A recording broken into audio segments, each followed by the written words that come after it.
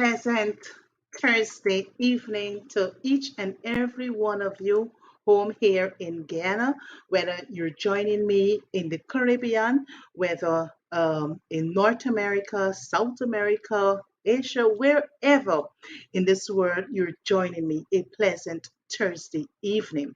I want to take just a few seconds to encourage you to let persons know that Across the Wave program is on this evening. And this evening, I do have a special guest. So I will appreciate if you can share the live, text a friend, tell a friend that Across the Waves with Annette Ferguson is on. So I will exit for a bit, and when I return, I will commence the program. And in so doing, I expect, that you do the honors by encouraging those to join the program here this evening. So I'll exit and then return in a few.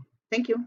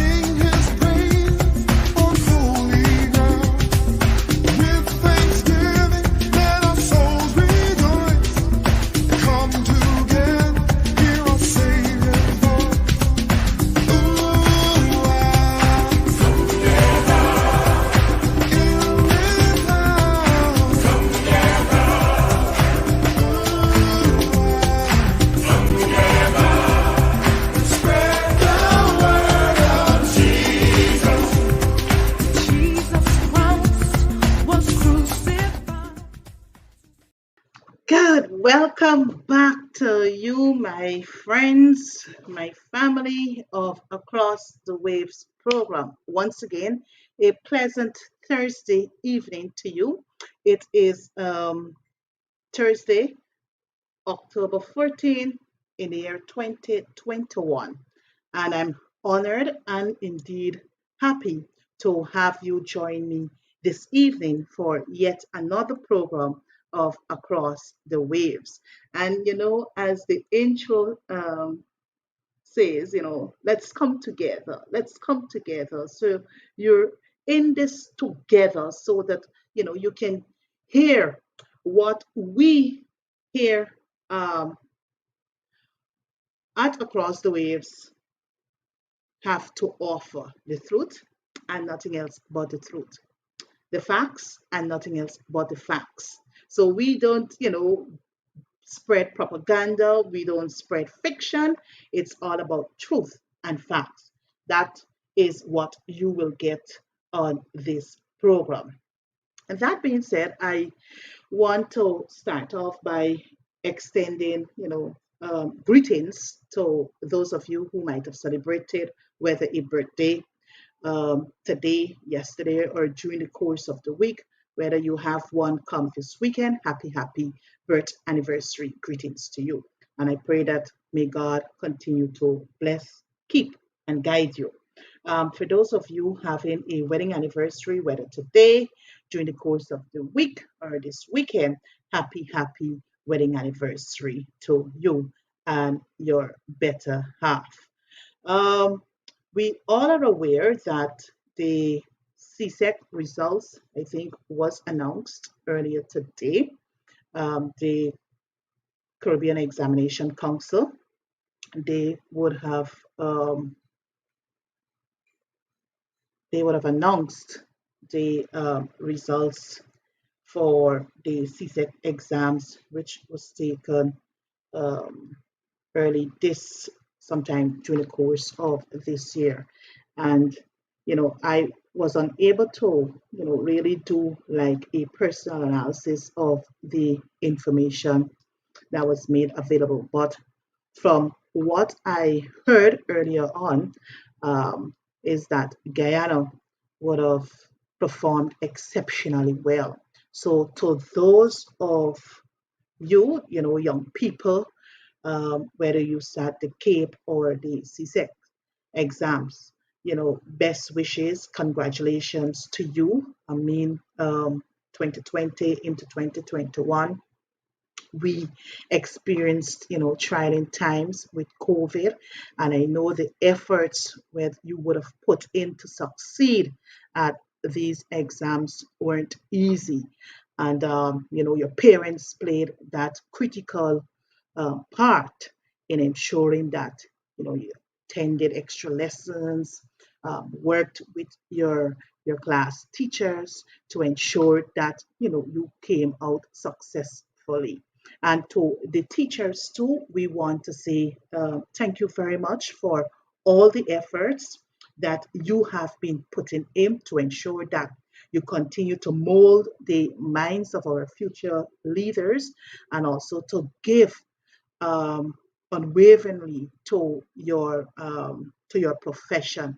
I know during the past year it wasn't an easy road for you, um, with COVID being one of the major challenges, and then you had to adapt to the new technologies that were offered to us. It wasn't an easy road. You know, we heard of testimonies where teachers actually assisted, you know, um, students, whether with a laptop, a cell phone, or whatever extra gadget they had in their possession, just to ensure that that child who has or who would have exhibit the potential to be a high flyer was given that opportunity, given that support.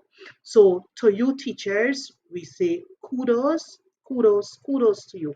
Continue to give selflessly, continue to give of your service and continue to mold the minds of our young people here in Guyana. So again, congratulations to all the students who participated in both the CSEC and the CAPE examinations. And yes, Guyana did extremely well in the Caribbean. So once again, congratulations.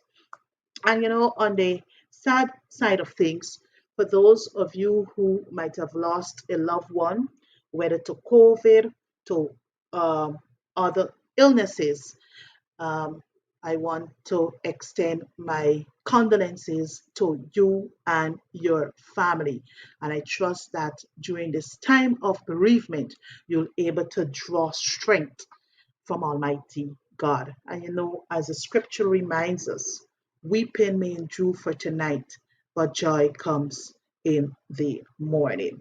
So, that being said, I guess many of you might have heard, you know, um, through the online news outlets about utterances made by Mr. Nandalal regarding the former Minister of Finance, the Honorable Winston da Costa Jordan. Look, what we in the opposition I've come to realize is that whenever we talk up, whenever we speak out, they think that, they can come with fair tactics just to shut us up and shut us down. Mr. Jordan, since the change in government, every week, whether on the weekly program Camps TV every Thursday morning, he would give his commentaries as it relates to what the APNU government would have done, all the achievements. He would have, he would also compare it to what um, is currently happening, whether on the economic side and the other all the other things. So he has been very vocal. He has been very critical. He has been very open as it relates to what is happening. So perhaps it is now getting under the skin of this illegitimate government. So a way to silence Mr. Jordan now is that, oh, he was involved in some nefarious activities during his tenure as Minister of Finance. So the whole 80 million bonus with Exxon, I think Mr. Jordan, many of my former colleagues, and to some extent the former president would have, shed clarity with regards to the 18 million um, bonus. Then you're hearing some other accusations being leveled against the honorable gentleman. But you know what? This afternoon, Mr. Jordan put out a statement out there, and I wish to read it. It's, just a three paragraph, not too lengthy, what the statement is saying. Statement by Winston Jordan, former Minister of Finance, in response to statement by Mohabir Anil Nandalal, Attorney General. Today, Thursday, October 14, 2021, I was alerted to a statement made by Mohabir Anil Nandalal, Attorney General, in which he alluded to an investigation into the dealings of the APNU AFC government.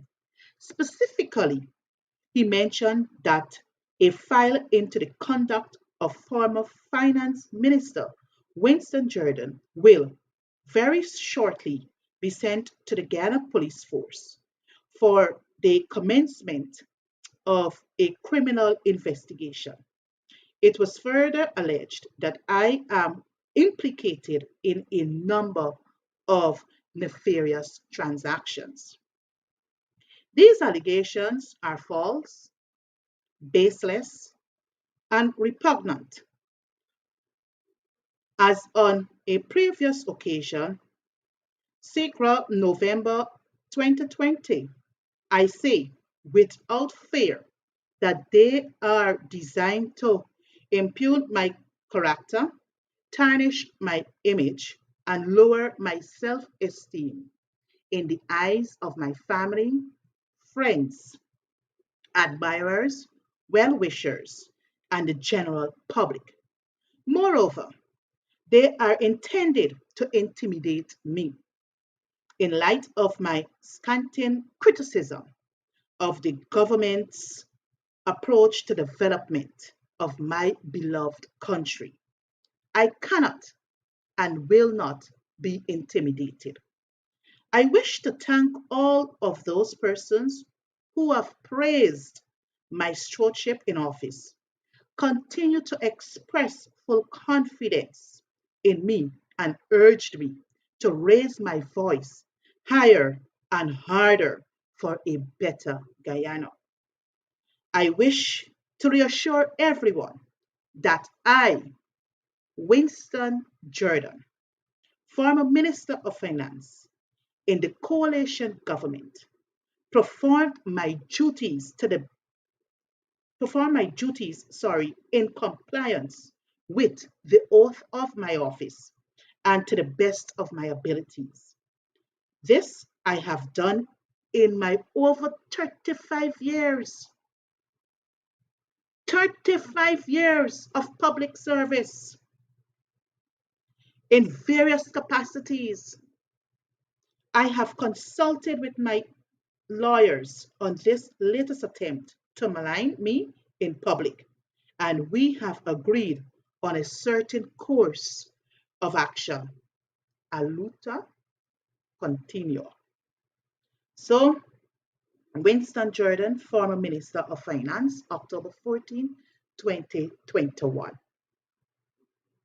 My brothers and sisters, it is sad to see that in this country, people in certain quarters think that they can tarnish one's reputation. They can say as they like and do as they like. I have been a victim. I have been a victim. And once truth is on my side, I will fight to the end. It is not about, it has nothing to do with money. What it has to do for me, it's about my character and it's about my integrity. And no one, I will not allow no one, whether in the PPP or otherwise, to tarnish my character, spewing lies and trying to bring me down in the eyes of the public. Because I do believe as any political leader, as any national leader, whether at the national level, at the church level, at the community level, wherever you serve, what must stand out is your character and your integrity. And I believe in those two things. And that is why when people try to tarnish my character, and I know that truth is on my side, I will fight you to the end. I will fight you tooth and nail to the end because Guyanese must know, Guyanese must be able to decipher who telling the truth, who they should trust, and who they should not trust. So coming after Mr. Jordan is no strange thing. They've done it with David Patterson. They've done it with other, members in the opposition, trying to belittle us. But I stand with Mr. Jordan, and I know that he will, whatever attempts are being made to muzzle him, as he said, he will not be intimidated. And that's the type of spirit we must have. We must be able to show our opponents that we are not afraid of them. We are not afraid of them. So because of them having control of the Guyana police force, and they can dictate to certain institutions in this country how they should either govern or how they should make a decision. They feel that Guyanese are afraid of them. But you know what? You know what? There is a God, as I always would say. There is a God, and He acts in a timely way. And I know that He will show up in the right time. So we have to be very, very careful with what is being peddled out there. Because not everything you hear, you must take it for gospel. Not all rumors got truth in it. Not all rumors have truth in it. Because as I said before, I am a living testimony that what was done to me, what was publicized about me, I know it wasn't truth. And that is why a day like today, I will stand tall to represent who Annette Ferguson is. I am not corrupt. I'm not covetous. I stand on the side of righteousness, justice, and fairness. That is the sides I stand on. So, Mr. Jordan, my brother, continue to speak out. They're doing a bundle of nonsense. So you continue to speak out. We have been speaking out. Programs like this is why they have shut us out from the mainstream media. And apart from us doing the groundwork, this is how we have to translate our messages to you, the people, by using these forums to let you know what is happening. So, as I said before, Mr. Jordan has been speaking out when it comes to the development of this nation. I'm an ardent listener to his program and I learn a lot from him. If I need clarity on a particular issue, I will reach out to him and he guides me. So he has been speaking out every single week. He makes it his duty to let the world know what this government is doing, all the laws they have been flouting, whether the procurement law, the whole economic policy of the government. Yes, he has been bringing them to light. So continue to do what you're doing, Mr. Jordan, and you know that we in the opposition got your back. They can't put the foot in your shoes. They can't put the foot in your shoes. So they want to intimidate you, sir. But as you rightfully said, you will not be intimidated and you shall not be moved. So, moving on with my agenda, because I guess in a bit I will have my guest on in a bit. But before I bring my guest on, I want to encourage and to remind you, my brothers and sisters, about what is happening with regards to the government, the installed regime management of COVID-19. This has been a runaway horse. Yes, it has been a runaway horse. And it has been a runaway horse. So, oh boy, it has been a runaway horse. So, COVID has been a runaway horse. So far, as of today, 850 deaths. 850 deaths. And like the leader of the opposition reminded us earlier today via his press conference,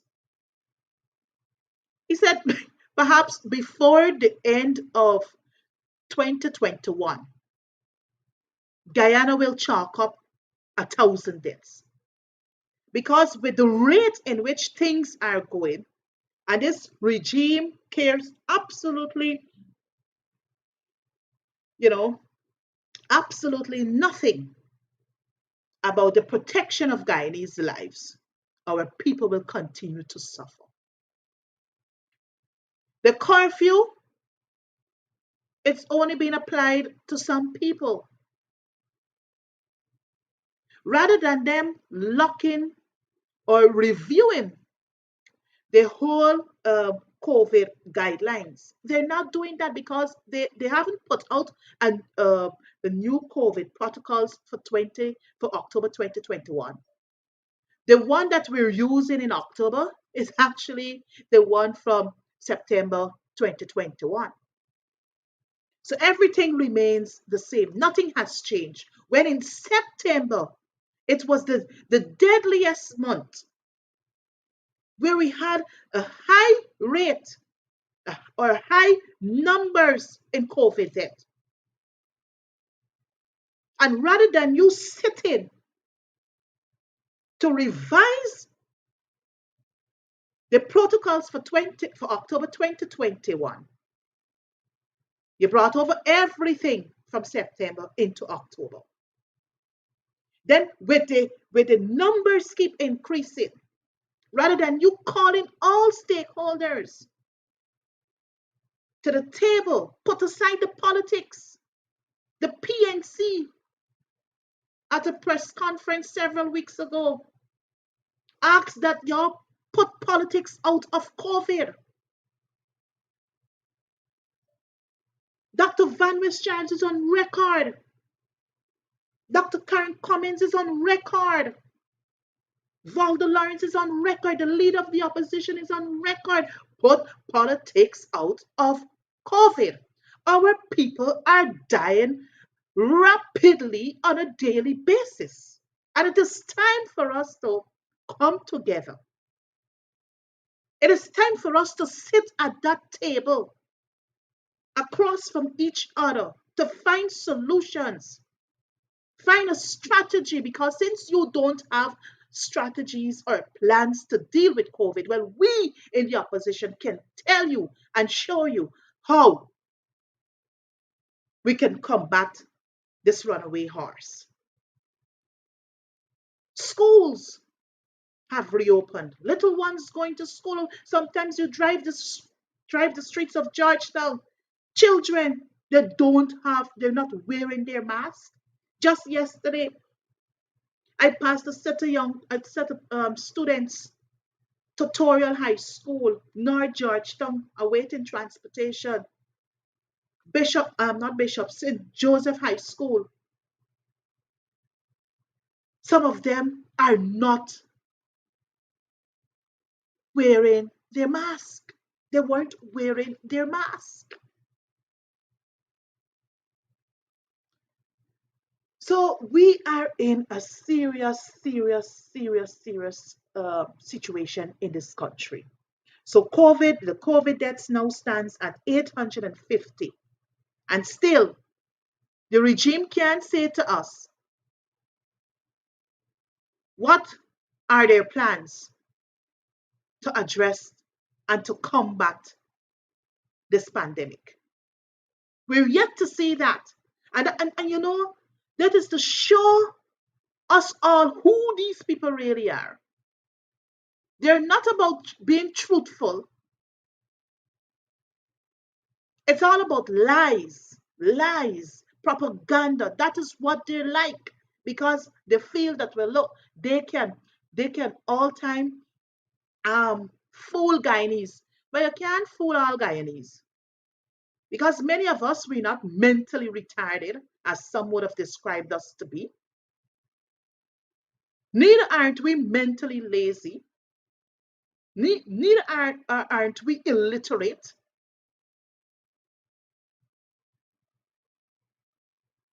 So this government has been doing a very, very bad job when it comes to COVID-19. And we, the opposition, we continue to call them out. We had an issue with the procurement of the Sputnik V vaccines a day like today. We're yet to get the truth or the fullness how those vaccines are being procured. Now you're hearing that those persons, WHO, they haven't given their approval to the Sputnik V vaccination. You're hearing states, the United States of America, other countries in the Caribbean, they're not accepting travelers in their countries who would have taken the Sputnik V vaccines.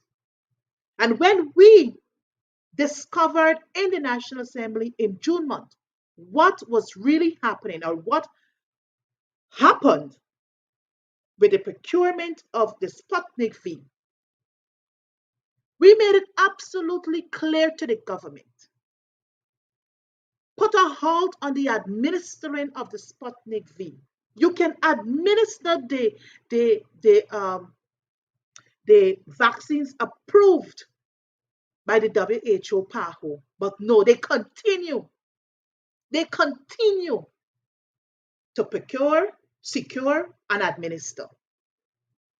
That is why we moved the no confidence motion against Mr. Mr. Frank Anthony, and they're dodging from it. Speaker got to send it to the Attorney General to ascertain whether the no confidence motion is properly structured and all kind of thing.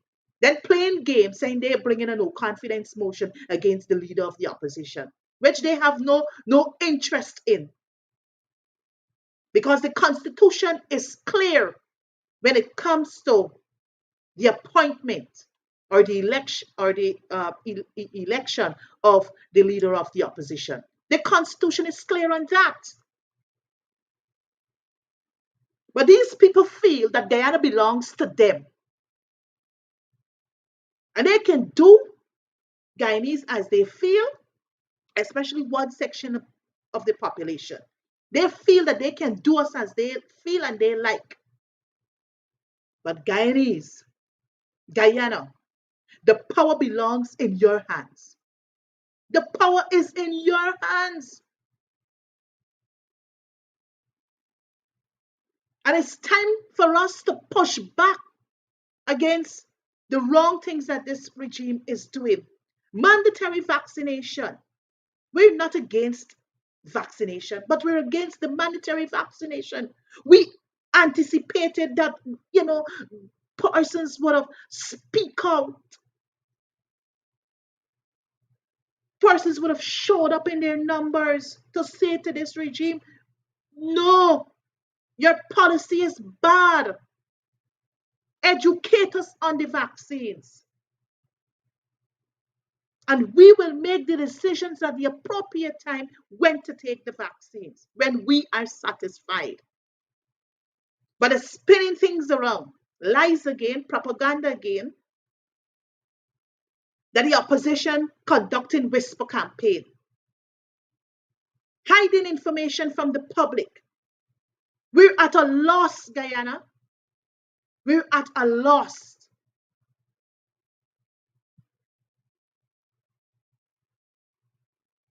And it's time we mustered some will and say to the PPP that Guyana belongs to the PPP, or it's an Indo-Guyanese state. Guyana belongs to Guyanese.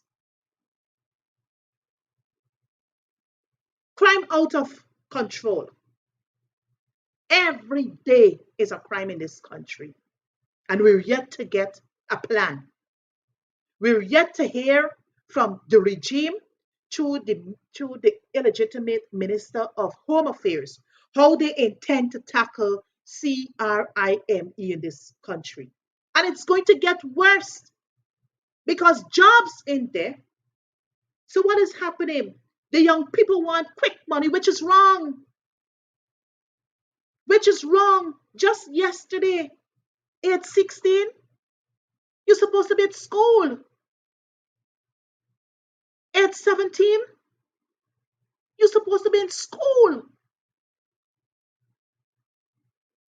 I was taken by surprise yesterday to learn that ages 16 and 17 were involved in crime, in robbery. Young people. It is time for you to get serious. Don't worry with the quick life or the quick money. Go to school, educate yourself, get a job, whether, become an entrepreneur or something, or get a job in the private sector or in the public sector, or create your own job. so that you will handle your monies and not hustling to get quick monies. It will lead you nowhere in some cases but to your grave. Yes, the system is failing you. The system is failing you because we were promised, well, Guyanese were promised 50,000 jobs. Let them say to us how many jobs in each region we need a disaggregation. How many jobs in each region, more so the vulnerable communities, whether Buxton, whether Better Hope, whether Agricola, Tiger Bay, East West Rumfeld, Albistown, Kingston, Crabroad Creek, wherever, Lusignan, let them tell us how many jobs they were able to create for young people in those communities. But all we hearing, oh, 20, 20 hotels. 20 hotels will be constructed before the end of the year 2021. Well, we're in October, 2 more months to go. Let them show us where these hotels are being constructed. So this is the false hope. The false hope. You hear about false prophecies and all kind of thing. Well, the PPP is good for that. The People's Progressive Party Civic is good for that. So crime is out of control. And young people, I call on you this evening to stop this nonsense. Go to school, get a job. And as the word of God says, by thy sweat thou shalt eat bread. Not the sweat of others, by your sweat, by your labor. And you work hard, you get paid, and you could buy whatever you want. But you don't know the sacrifices people are making to live a comfortable and reasonable life in this country. It's already a difficult one. But you're making it more difficult for others. So my simple encouragement to you young people, crime is not an option. Crime is not an option. There are many vacancies out there. Whether in the oil and gas sector, perhaps you may not have the requisite entries, but at least they should have something there for you. Construction around the place. You can do masonry, you can do labor. Jobs are there. Go and make yourself.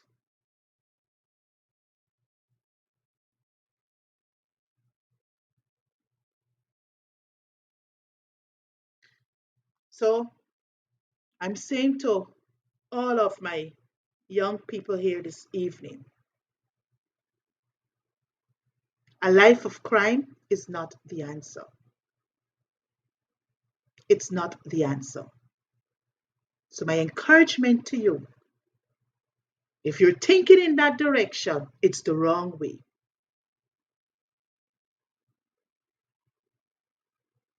Go and earn an honest dollar. The other matter I want to touch on briefly is the extrajudicial killings. Yes, we have seen a return of this. You know, as you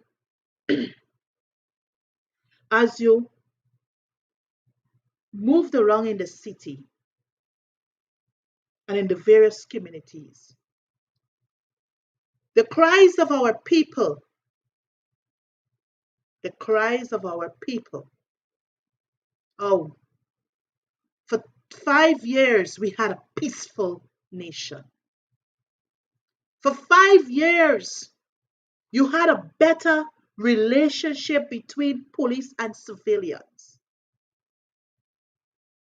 For 5 years we saw the police, you know, acting in a professional way. But after August 2nd, 2020, there's been a 360 degrees turn to what we endured pre-May 2015. We're already a small population. We're already a small population. And the lives of our people are being snuffed out like animals in this country. The families of the Henry boys still await justice. That gruesome murder that occurred on the 6th of September 2020 still lingers in the minds of many Guyanese. And the pain, they're so immense that it's living with the families. The Boston family, they're in Dartmouth Village on the Essequibo Coast. They too still awaits justice. Up to now, we can't know who is this police officer. We don't know his identity. But everything that happened, whether it's, marijuana was found in a car trunk with ammunition, you already know who's that individual. You know who's the individual? The claim, quote and unquote, who lit the fire? We know who's that individual.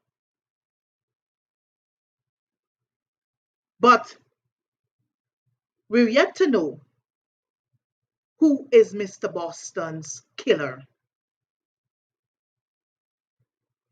The other family, Mr. Headley, his family still awaits justice. Just 2 days ago, the Andrews family, they too are calling for justice. The point I am making here is this. If a citizen commits a crime, he or she must be brought to justice.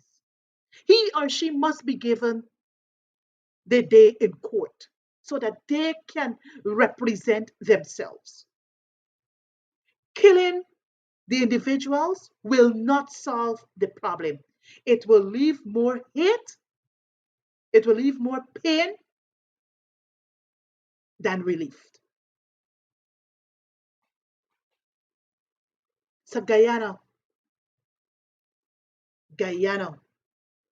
is heading to a failed state under the People's Progressive Party Civic.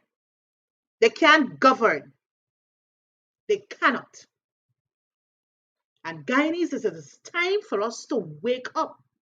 It is time for us to understand who we really have in government.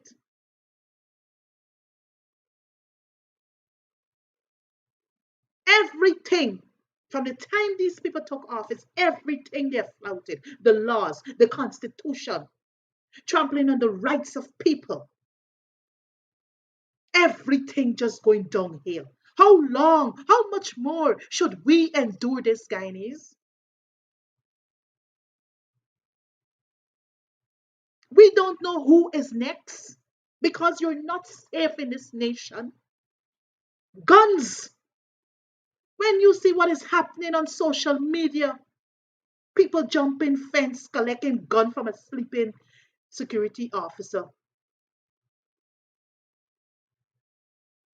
People turning up in people's homes with guns. What is happening? So it seems as though everything is out of control under this illegitimate bunch. But you know what? You know what? The word of God reminds us, I think it is it in Proverbs? Proverbs 29, I think it is. When the wicked rules, the people groan. So right now, Guyanese, you're groaning.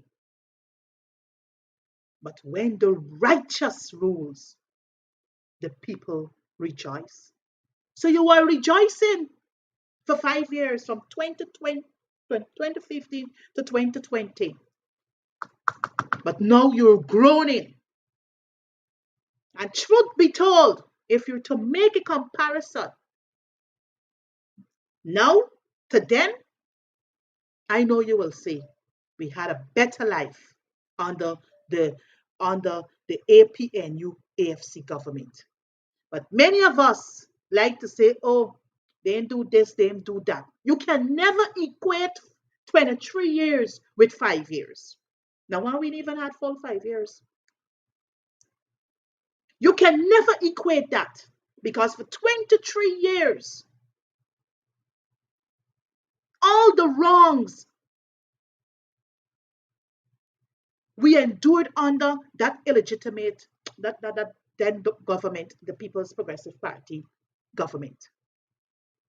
And now they're back in office. It's worse because they feel and they believe that Guyana belongs to them. But I'm saying to each and every one of you, the time has come for us to stand up and say enough is enough, and we taking back we country. So I trust and I pray that those persons who would have lost their loved ones, whether by police officers, whether SWAT team, whoever team they're a part of, I trust that they will have justice, that they will get justice. If it didn't happen between now and whenever the next elections is called, rest assured that a time will come when those perpetrators will have to answer for their crimes. Nothing in this life goes unpaid for. Nothing. And whatever you sow, that is what you shall reap. So I will now make way for my guest. I hope he's here. Operator, do we have um,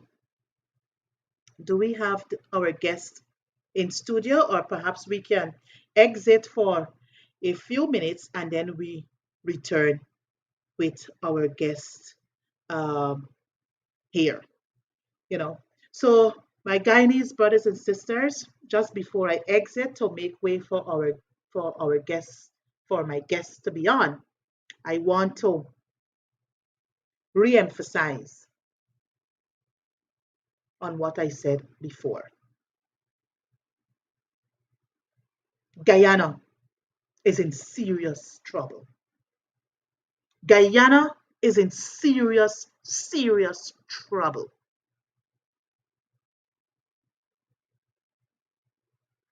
And it is time for all of us. Yes, the politicians, we're going to do our work. We will do our work. And you see, I always like to make this analogy using the George Floyd's situation. When that officer did what he did to George and caused his life, the Americans didn't look for see, oh, it's African Americans' problem. No, they stood in unison. They stood together, the whites or the Caucasians stood in unity with the African Americans to say this was a wrong. A wrong was committed. And they took to the streets in demonstration against human rights. They said, no, the officer must pay for his crime. Well, justice was served. So I'm saying that to say to you, Guyanese, the African Americans didn't leave it to the politicians to fight. The African Americans or the Caucasians, the whites, they didn't leave it for the congressmen or the congresswomen to fight. They had their role, yes. But the people stood as Americans to fight against an injustice. So we have endured too much in this country.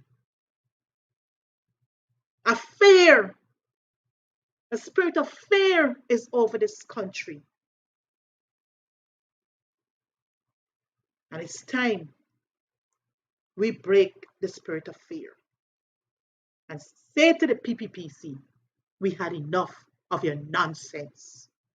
We had enough of your crap. So, operator?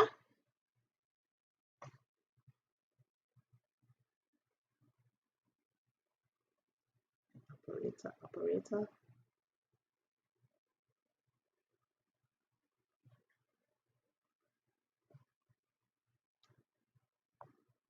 Just a second, my viewers. Trying to get this operator.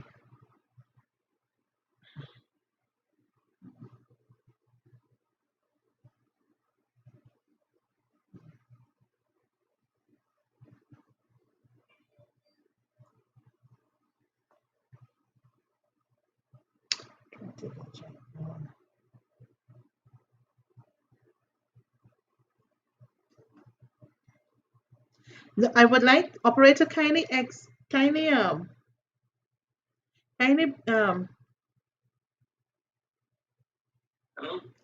hi, Sharma, you're in? Yes, I'm waiting for you to accept. Okay, all right, just hold for me, please.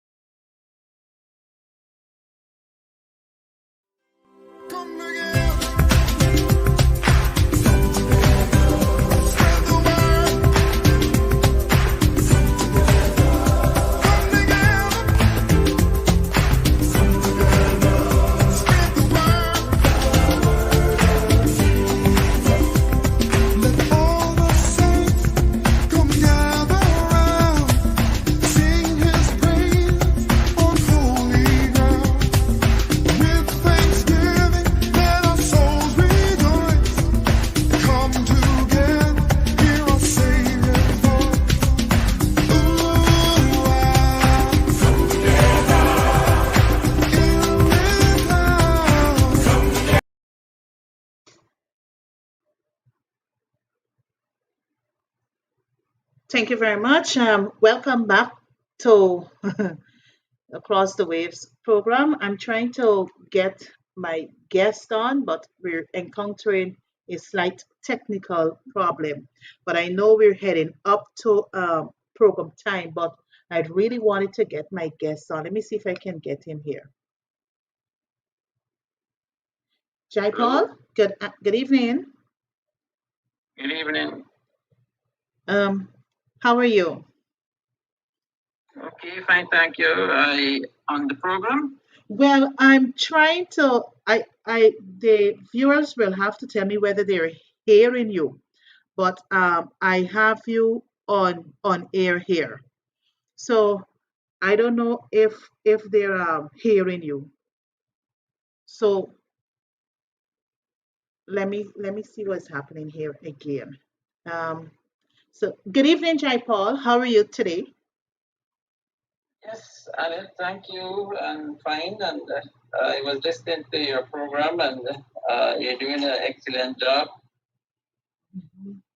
Thank you very, very much, Jaipal. I'm really, really sorry that you couldn't be on in the studio with me so that we can have a firm conversation, just to let our people know exactly what is happening.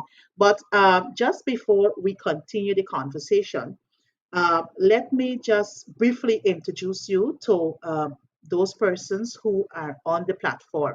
Well, viewers, listeners, I have as my guest this evening the Honorable Jaipaul Sharma, no stranger to many of us. Jaipaul served as a minister in two ministries, public infrastructure and also the Ministry of Finance under the David Granger led administration. So, Jaipaul, I don't know if you wish to let our viewers know what briefly, what you have been doing since August 2nd, 2020.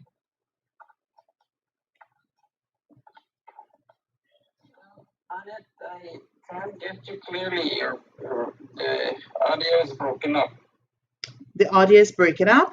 No, well, I Yeah. don't know if you're hearing me better. Are you now hearing me clear?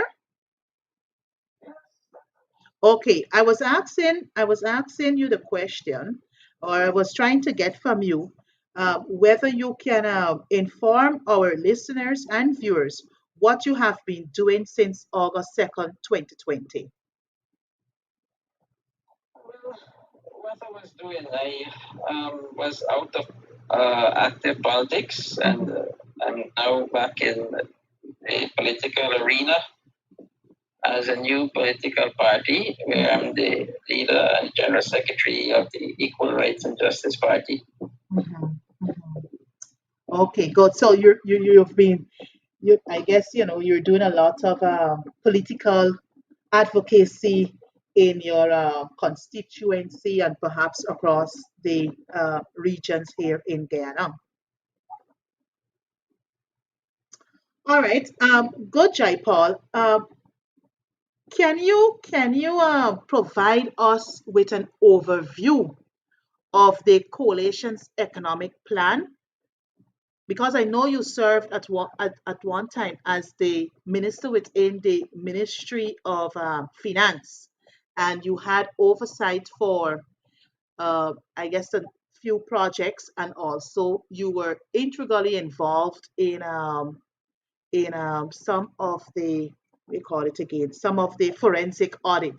So, would you care to share with us briefly what was the coalition's economic plan all about?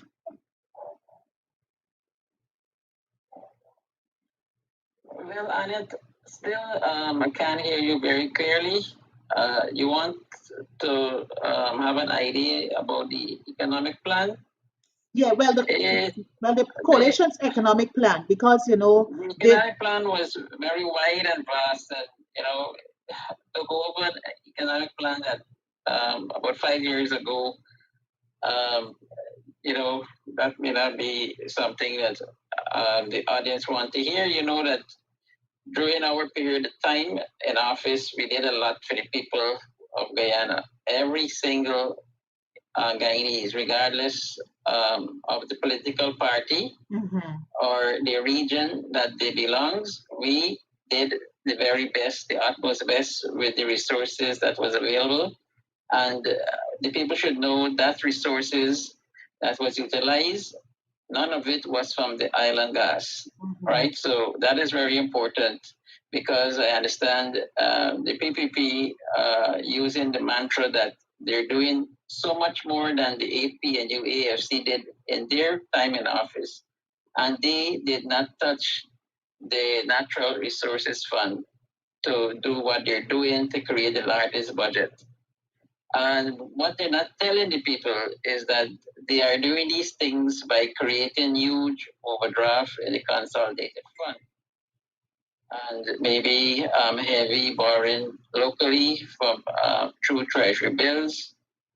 I don't know where they get any money from. We have to see exactly what is being transpired with this administration.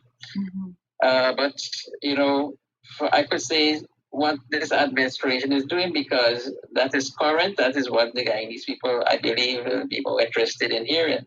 They know that we increased salaries for the public service by 77%. Yeah, that's a fact.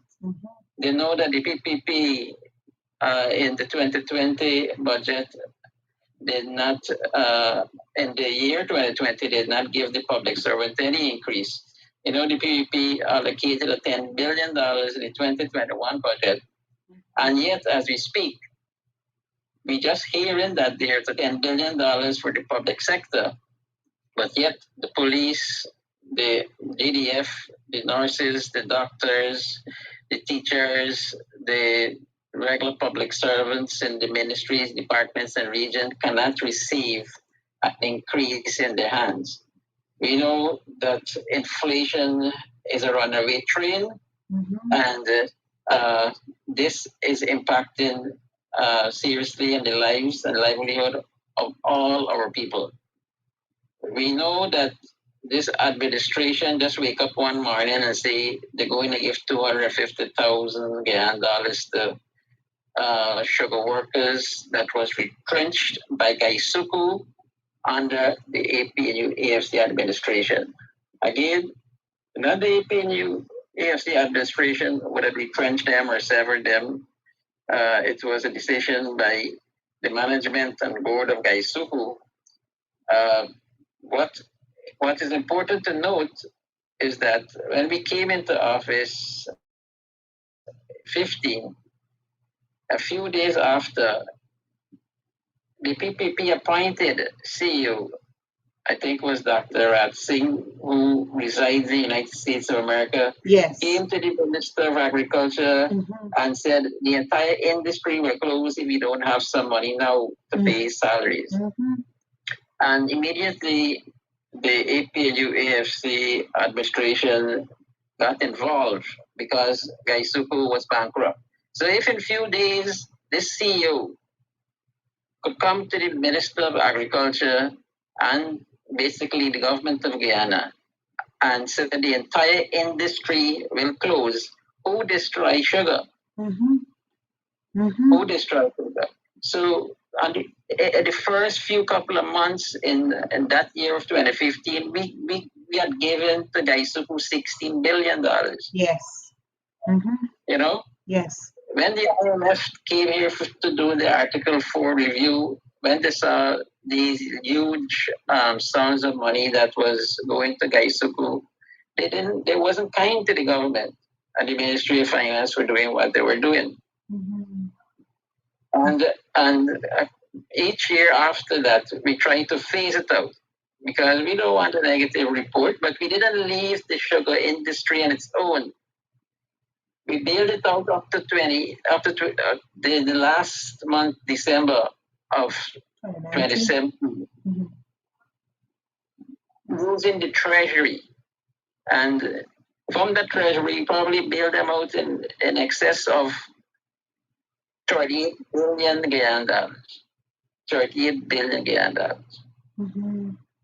But we didn't leave them alone because through NISIL, we raised a bond valued $30 billion. Mm-hmm. And although central government was no longer giving money to Gaisuku through the treasury, NISIL and Gaisuku was in collaboration in which NISIL would provide those monies as Gaisuku would have needed to do to pay wages and salary. But the money was not for wages and salary.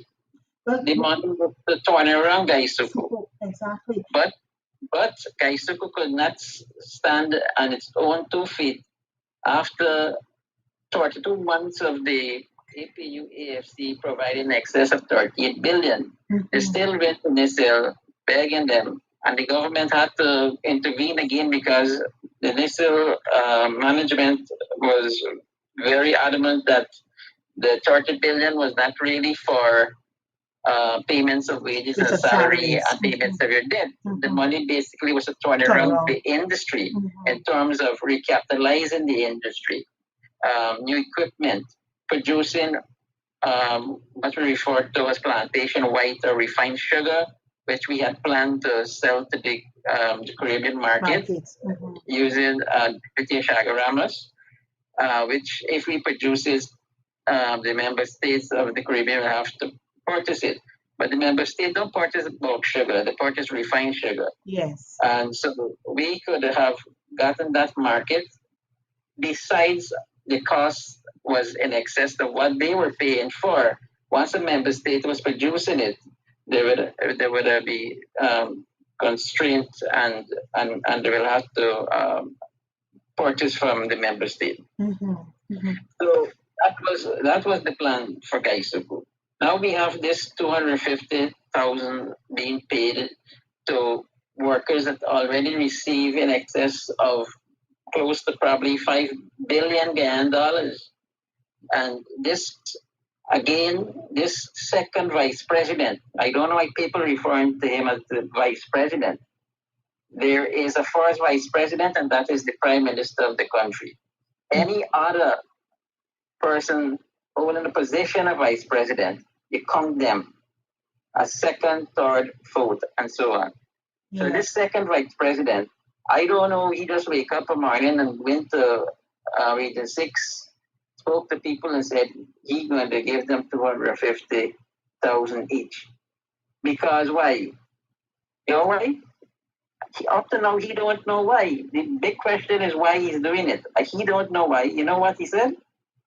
I heard a little child call me and said, Jaipaul, they're watching, Facebook, and they're seeing a fat man look like the president and person look like Jack View talking on this program, They Break. Mm-hmm. Now, I tune on and I started listening to the program, They Break, and then is when I saw it was Jack View and this individual that have this program. Yes. That criticized a lot of people. And indeed, the program had the name They Break, and then it was strange because then the second vice president went to the United States and he was speaking about, orgasm. And now he's on this program called They Break. And so it caught my attention. Mm-hmm. And so I listened to the program, and it was at the end of the program, then I heard that he would have said he's paying this money because of what the president of the country at the UN would refer as what he called it? Something? Reparative justice. Validate? So the second vice president is paying this 250,000 to each retrenched workers in Gaisuku because of reparative justice. Mm-hmm. Right? So, but we know reparation basically is to make amends. Yeah. To make amends. When you did something wrong to people, you compensate them. Yes. Okay? Yes. And so if we was in government for five of that year, this 25 years he's claiming that people was retrenched and only get according to this second vice president, people get for 25 years 400, 500, 600,000, maybe $1 million. That was his words. Mm-hmm. Well, people need to produce the evidence because not every single worker of Gaisuku when they was retrenched Got the had same amount 25 of years money. service. Exactly. Hmm. People had 2 years, 3 years, Yes. 4 years, 5 years. Maybe they had the maximum of 25 years.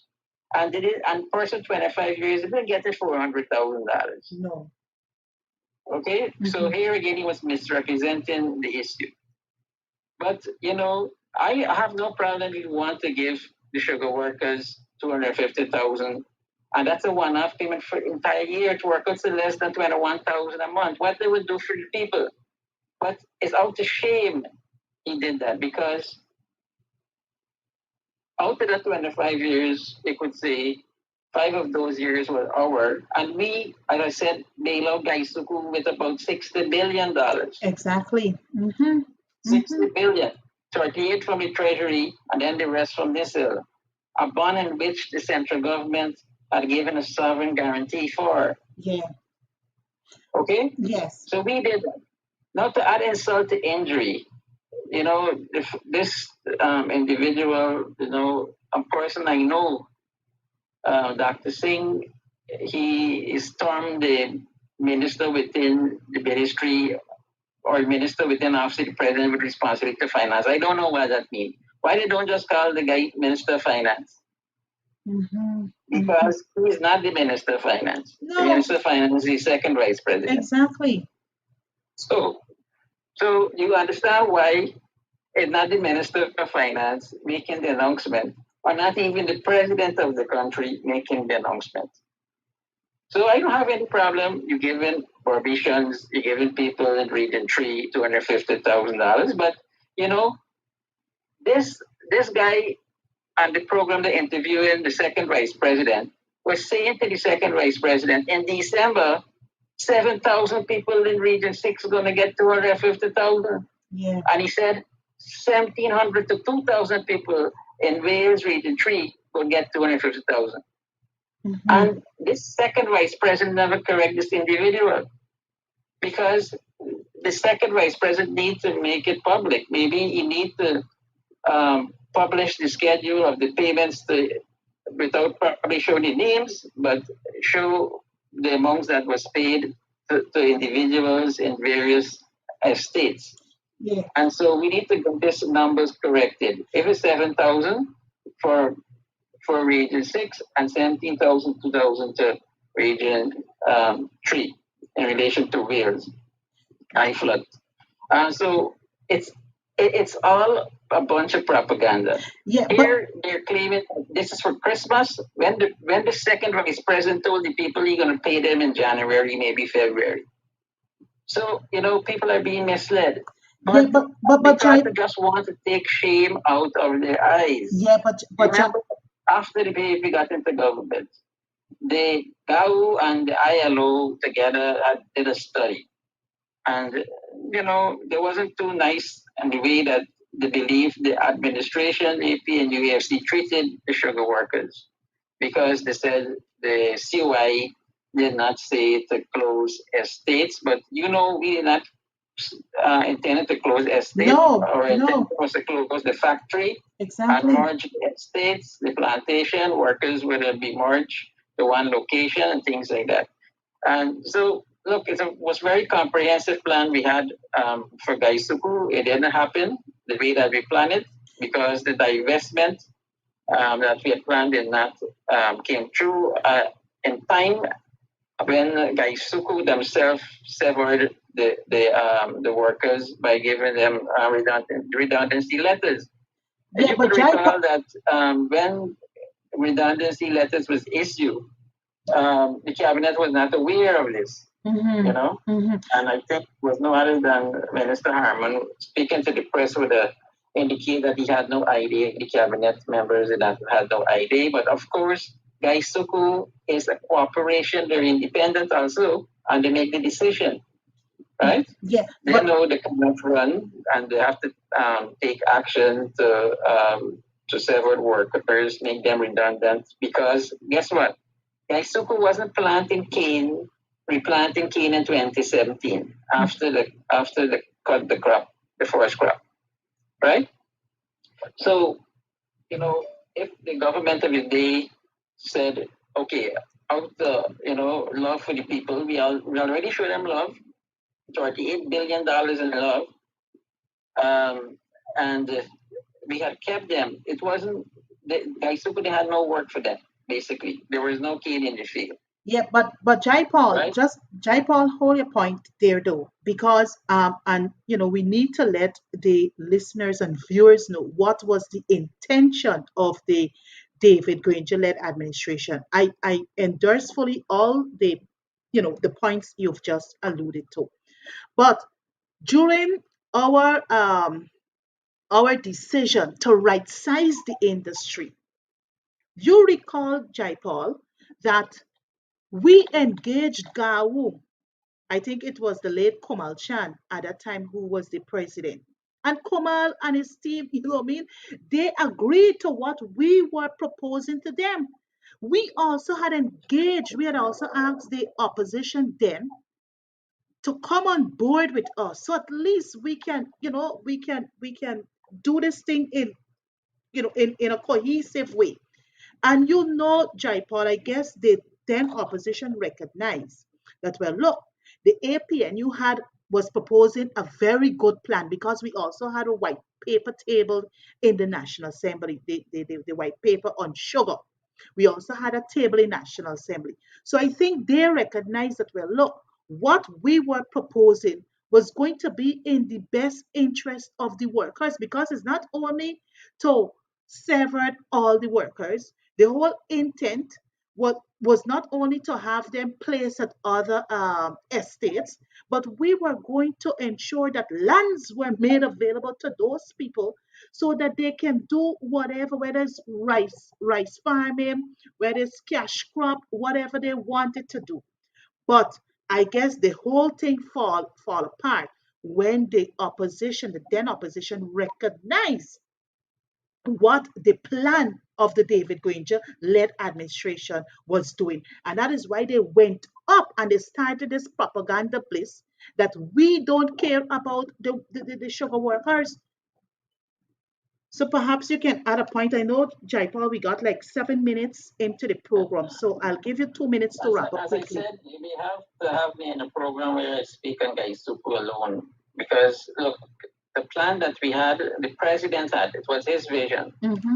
And, you know, and I personally endorsed the plan because it Mm-hmm. was a good plan. But it fell through in certain areas and it didn't happen in the way that he wanted it. Okay, so everything you said is correct. That look, the truth is we have to go back to the industry 25 years ago. Mm-hmm. 25 years ago, the industry was failing, and the PVP knew it. Yes. The PVP know that. Matter of fact, it was no other than Dr. Cherry Jagan, the late president of the country under the PPPC administration, who recognized that fact. He recognized that he need to have a development strategy for the country.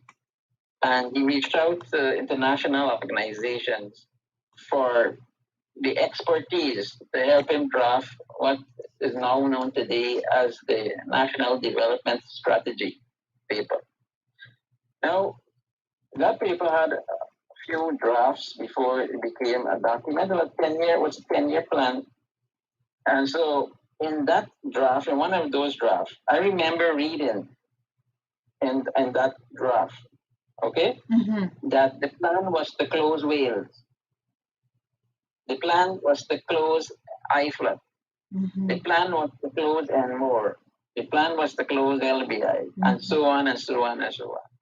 Right? Because they know then that Region 3 and Region and estates in Region 3 and Region 4 were not productive. Yes. Okay? And it was a burden, and it would have been a burden to the administration. But because of the preferential price in the EU that the EU provided, price and market and pay and of course they got a better price. They didn't care that they was making a loss in terms of cost of production versus sale price. Okay? Yeah. So from since then, they knew they could not fairly compete in the international market, but they was given this false hope because they thought a reparation, that action by the EU, the European Commission, European nation, was a form of reparation for countries in the ACP that they saw that they would have punished if they just have terminated trade in sugar with those countries. All right. So they extended those generous offer to countries, and then the EU themselves turned around and gave about 34 billion to Guyana. So for it to do as it pleased in terms that they could either diversify the lands, the industry, pay off workers with them lands. So that was all in the plan. Yes. So Jagri have done that since 2005. We could have started preparing for such action. So by 2010, this could have been done, right? And so all the lands that Gaisuku would have owned would have now be either converted into other crops, Yeah. or to have few industry producing sugar that would have be profitable. All right. And so these are things that we had planned. We said we know what we want to do. We want to do 147 tons of sugar, right? We wanted to have some ethanol. We wanted to have some molasses. We wanted to have a refinery. We wanted to have a coden. That was the $30 billion. We got to produce white sugar. That was the $30 billion for Nissel 4. But Nissel never had the opportunity, along with Gaisuku, to cooperate to move those plans forward because, bare fact, Gaisuku was keep on hitting at the door saying, we need $1 billion, we need $2 billion, we need $3 billion to pay salary. All right. Well, Jaipaul, Jaipaul, I'm sorry that I have to cut you, but I'm actually, into program time, and I have to make way for another program. I would love to have you back next week so we can continue this discussion on PPP versus Gaisuku. I think, our viewers and listeners out there really need to hear from you and really need to get a full understanding of the People's Progressive Party civic, whole modus operandi in trying to keep the sugar industry alive at the perils of the of other groups here in our society. And we next week we will continue. We would have seen workers protesting for increasing salary. And you made a very important point that all the monies, all the bailouts that were given to Gaisuko thus far, the workers never really benefited because the monies actually went to either restructuring or either to procure equipment and tools for the industry. So the workers of themselves did not benefit from those bailouts that Gaisuko would have received. That's why Jagdio came out to say that, well, look, you can give $250,000 for those 7,000 workers who were severed. And I think just earlier this year, he came out saying that, well, look, 250 million he approved after I think it was Albion or one of the estates would have protested. But Jai Paul, I want to say thank you very much for being on Across the Waves program. I do look forward to having you next week for us to continue this discussion. Right? I mean, we should speak more about this Yes. because time is so limited and I know. you So have that's to have a chronological understanding. yes. So that's why I said, Note that they have here uh, uh, in 2021 all under right. the PPP, where the workers would be working more aggressively for the Yes. party that only produced about 29,000 tons of sugar. All right. So I know next week we will give, probably the full hour to you so that at least you can simplify it more in a chronological way for our viewers and listeners to understand. But I'm into program time, and I want to say thank you very much, Jaipaul, for joining me on tonight's program Across the Waves. Right? Okay, good night. Good night. Good night. Thanks. Viewers, this is all the time we have here on tonight's program. I do look forward to you joining me next week for another program of Across the Waves, where I'll continue this conversation with former Minister Jaipaul Sharma to bring clarity and to shed more with respect to the sugar industry here in Guyana. Once again, please ensure that you protect yourself, protect your family, protect your loved ones. Mask up, wash your hands, and watch your distance. May God richly bless you. May God bless our nation. May God bless our beautiful people in this land. Do join me tomorrow from 12:30 to 1:30. I will be on Channel 6, where I host a program facing the nation with the leader of the opposition. Thank you very much. God richest blessings to you all.